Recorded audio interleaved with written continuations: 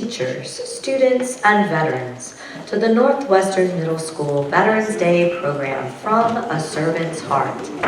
In today's show, we will be honoring the legacies of veterans through the readings of Letters of America's Heroes and the performing of a few patriotic songs.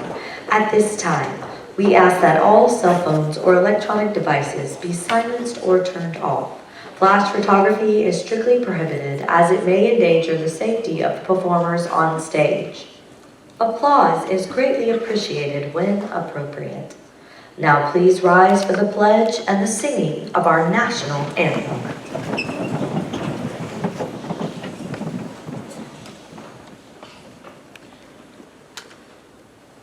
I pledge allegiance to the flag of the United States of America and to the republic for which it stands, one nation, under God, indivisible, with liberty and justice for all.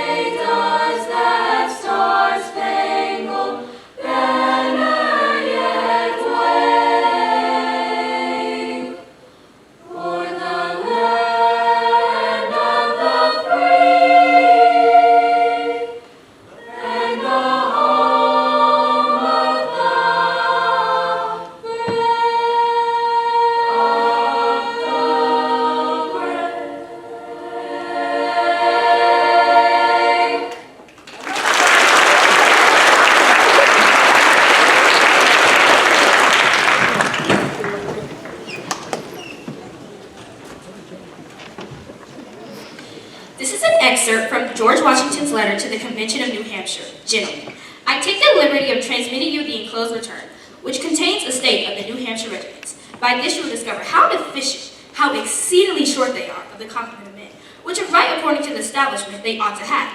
This information I have thought it my duty to lay before you, that it may have that attention which its importance demands, and in full hope that the most early and vigorous measures will be adopted, not only to make the regiments more respectable, but complete. The necessity and expectancy of this procedure are too obvious to need arguments. Should we have respectable force to commence an early campaign with, before the enemy are reinforced, I trust we shall have an opportunity of striking a favorable and happy stroke.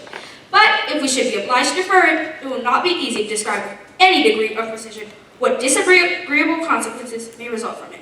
We may rest assured that Britain will strain every nerve to send from home and abroad, as early as possible, all the troops it shall be in her power to raise or procure. Her views and schemes for subjugating these states, in bringing them under her despotic rule, will be unceasing and unremitting. There is one more thing to which I should take the liberty of soliciting your most serious and constant attention, to wit the clothing of your troops, and the procuring of every possible supply in your power from time to time for that end. If the several states exert themselves in future in this instance, I trust they will. I hope that the supplies they will be able to furnish in aid of those which Congress may immediately import themselves will be equal and competent to every demand. If they do not, I am satisfied the troops will never be in a situation to answer to the public expectation and perform the duties required of them. No pains, no efforts on the part of the states can be too great for this purpose. It is not easy to give you a just and accurate idea of the sufferings of the army at large, of the loss of men on this account. Were they to be minutely detailed, your feelings would be wounded, and the relation would probably be not received without a degree of doubt and discredit. I have the honor to be, with grateful respect, gentlemen, your obedient servant.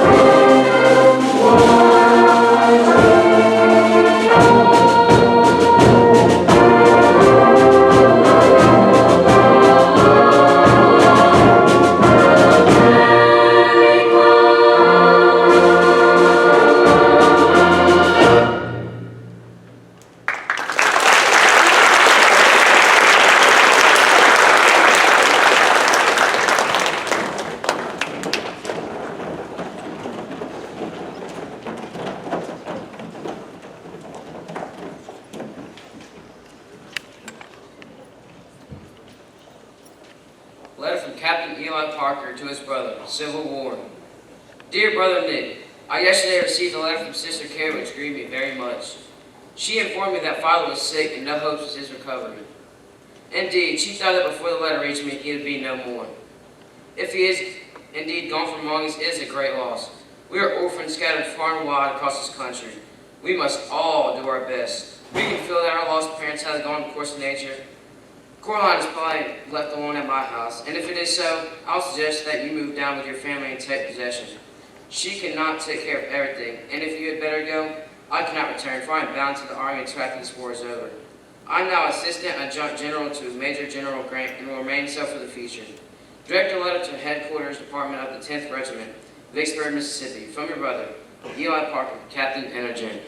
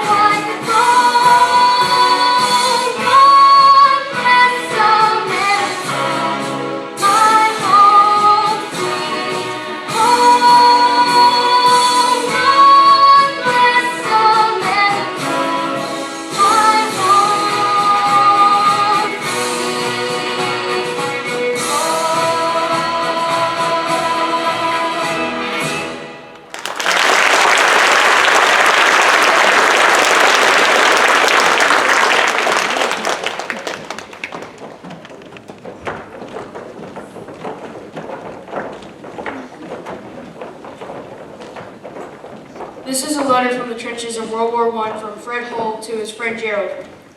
Dear Gerald, many thanks for the letter, which was somewhat a surprise to me. No, the news was quite fresh, as I did not hear from anybody in the office. We have just come from the trenches where we were for 7 days and had a most awful time. We were 3 days in the reserve and put in the firing line, where we took part in an attack and were also under a very heavy bombardment. I'm sorry to say we had many casualties, 35 killed and 138 wounded. And I can assure you, it was an experience I shall never forget. Anyhow, Williams, Kimball, and myself came out quite safely. I've seen Frost out here, and of course his battalion, 8th Ardrel and Sutherland Highlanders, are in the same brigade also. As a matter of fact, they were in the firing line the night we came out. I received a letter while I was in the trenches from Mr. Slater. Yes, I heard about Chamberlain. Jolly sad, was it not? If you do hear from Richard James, you might pass on any news to me. Shall be glad to hear from you. I could write a bit more, only I'm a bit tired after 7 days in the trenches. I'm yours sincerely, Fred Hull. P.S. Of course you know my address. Remember me to all I know.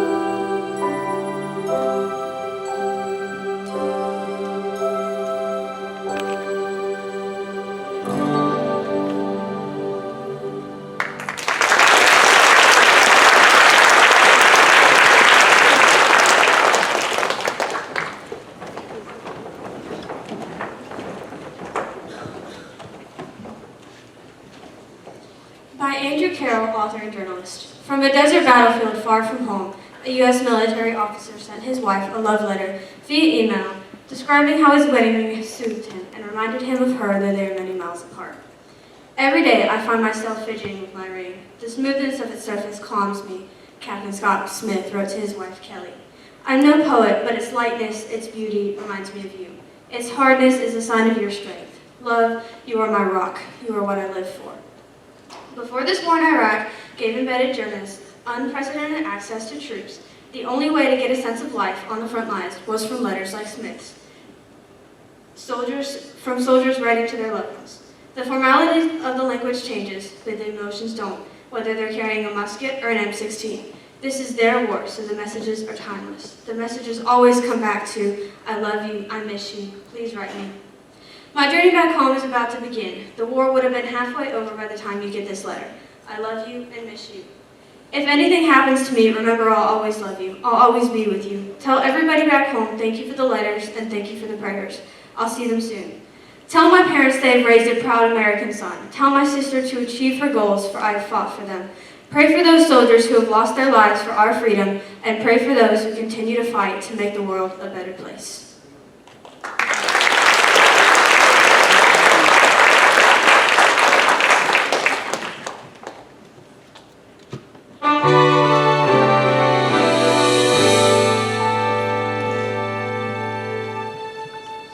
This land is your land.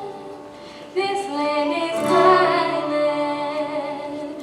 From California to the New York Island. From the Redwood Forest to the Gulf Stream water.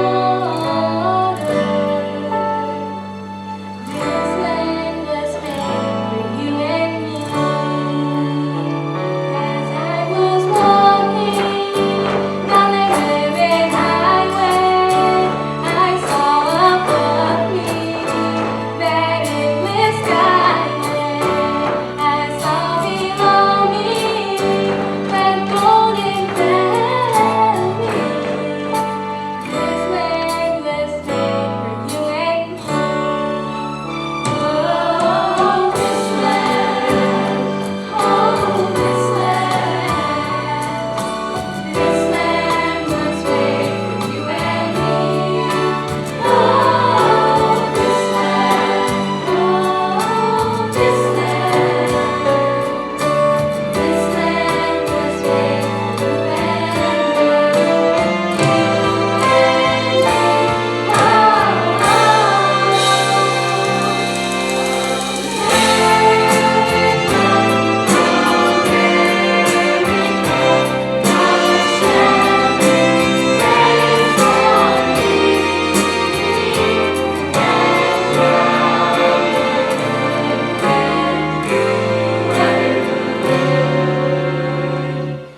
From sea to shining sea. Una nación bajo Dios, indivisible, libertad, justicia para todos. One nation, under God, indivisible, with liberty and justice for all.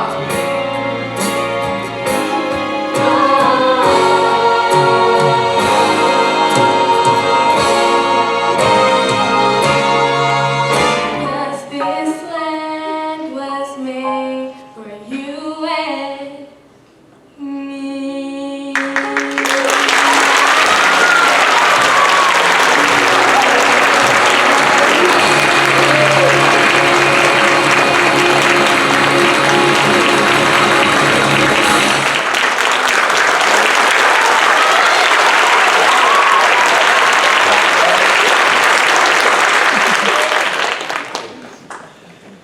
To conclude our show today, the band and choir will perform March of the Armed Forces. If possible, so that we may honor you accordingly, we ask for veterans to stand on their served forces song.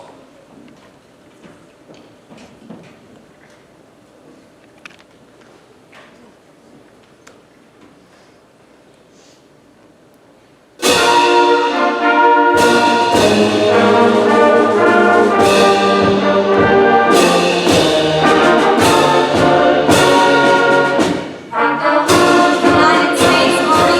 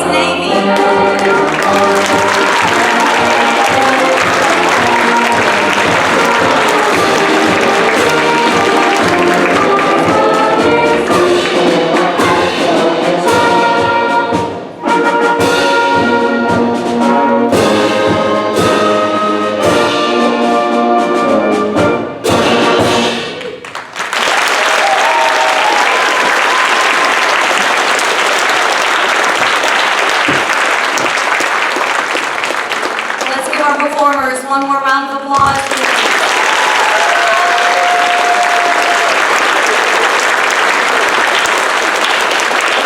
Let's give our veterans one more round of applause.